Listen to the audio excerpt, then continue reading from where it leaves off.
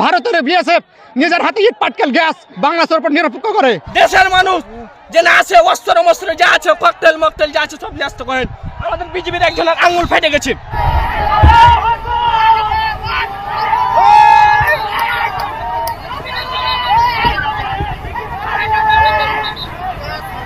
আমার এক চাচা বললো কি ইন্ডিয়া আর চাইনা লেগে গেছে ইন্ডিয়ার ঘি।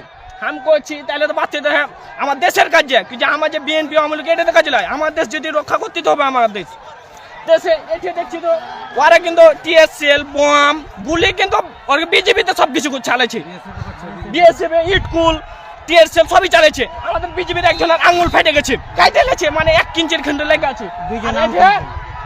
বরের বাগানের মেলে গেলা গাছ কেটে ফেলে দিয়েছে। একজনের এটা একটা চোপ দিয়েছে, একজনের এটা একটা চোপ দিয়েছে। আমি সারা সাথে এতে পেটে দিয়েছি।